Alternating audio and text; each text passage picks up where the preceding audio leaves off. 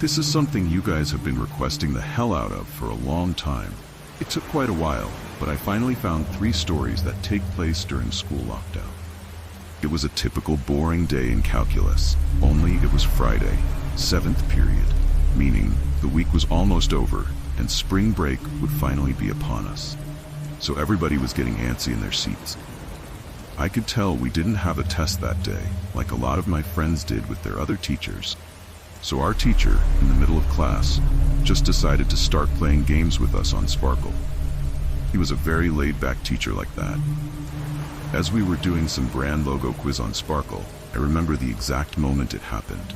Right after my friend answered a question, I remember the exact answer, Adidas. The dean's voice came through the loudspeaker. He sounded panicked and frantic as he told all the teachers this was not a drill and to go into lockdown.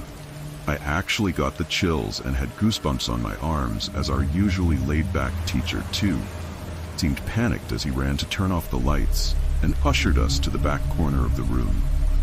We all sat in silence for about 2 minutes, and then the usual buzzing that came from a panel in the back of the room ceased, indicating that the school must have cut all the power. We all looked at each other, realizing this must be serious. A few more minutes of waiting later, we heard a man screaming at the top of his lungs coming down the hallway. 2 girls in the class actually started crying, which made all of us even more scared.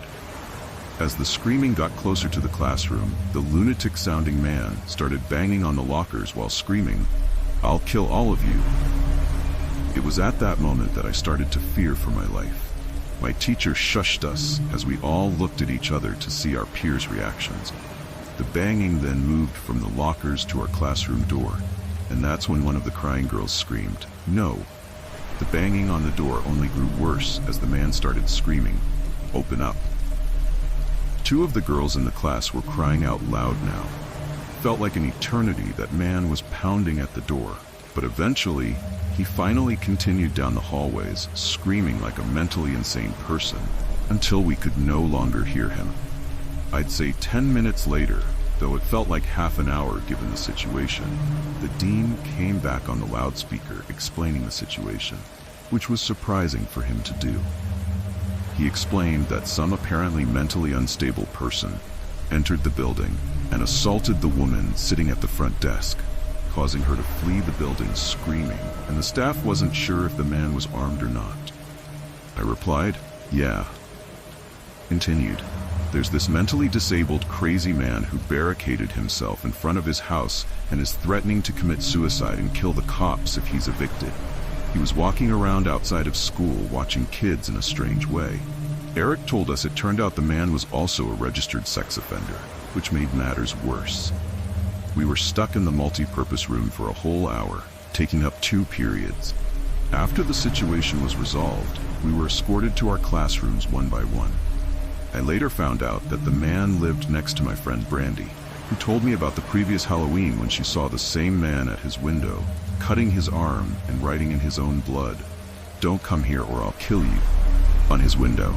Of course, being Halloween, people, including Brandy, assumed it was just for the holiday. But after this horrific incident, we knew this man was mentally unstable, and we were relieved he never got close to us.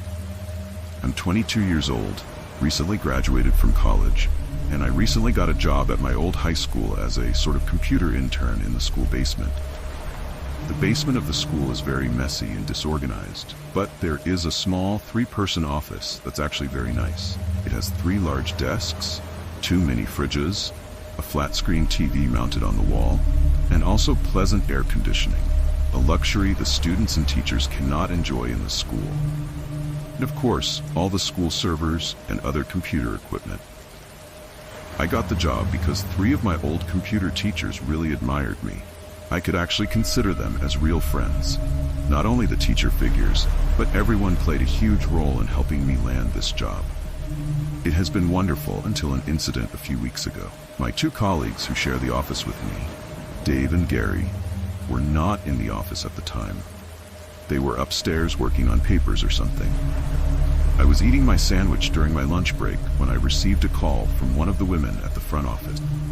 She informed me that the school was on lockdown, and that and that someone possibly armed had entered the building.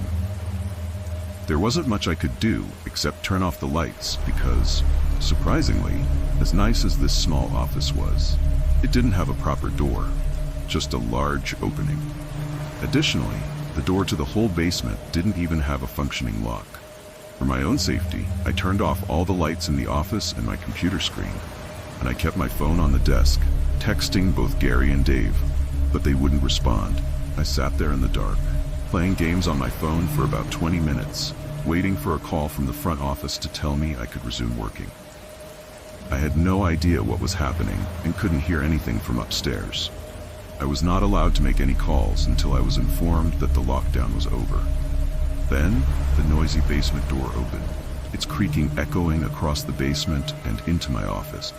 I sat up, wondering if I should call out to Gary or Dave, eager to get some information from them. Someone then came running down the stairs, their footsteps approaching my office. I pushed my chair away and crawled under my desk. Someone entered the office but didn't turn on the lights, leaving me in silence. I can't even describe the fear I was experiencing. It felt like any sudden noise could be fatal. Suddenly, my phone dinged with a text message. I felt my entire world collapse at that moment. My teeth clenched in fear. Footsteps drew closer until I finally emerged from under the desk, desperately begging whoever it was not to kill me. Just then, someone grabbed my arm and pulled me up. It was a man in a red plaid shirt, jeans, and a reddish gishum. The man, wearing a black cap, told me it was okay and that he was just hiding with me. I whispered to him, asking what was going on upstairs, but he seemed to ignore my question and asked if there was an exit down here. I told him there was, in that direction. Before he could do anything else, I asked him who he was. There was a brief silence before he started explaining that he had come to pick up his son when a teacher told him to hide. After his explanation, I checked my phone and saw that the text I received was from Dave. It said, "Dude, this is crazy. Some guy shot Mr. Buckley. He's wearing a red shirt and a hat. Whatever you do, don't go upstairs." I was about to read the text out loud to the man when I looked up and felt my stomach drop. The man seemed to catch on to my suspicious stare, and in a panic, all I could think to do was run upstairs. A gunshot echoed through the basement, and I heard the bullet ricochet off something metal in the darkness. But thankfully, it missed me, and I made it upstairs. Fortunately, the police were waiting at all exits, including the basement exit, and apprehended the man as soon as he opened the door. More good news. Our teacher, Mr. Buckley, survived the gunshot.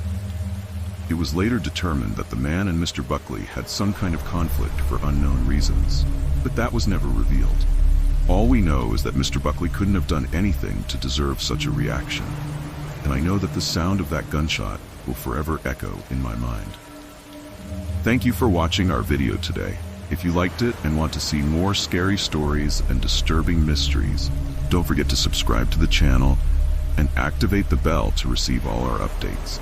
Your support is essential for us to continue bringing the best horror content to you. Until next time, if you dare.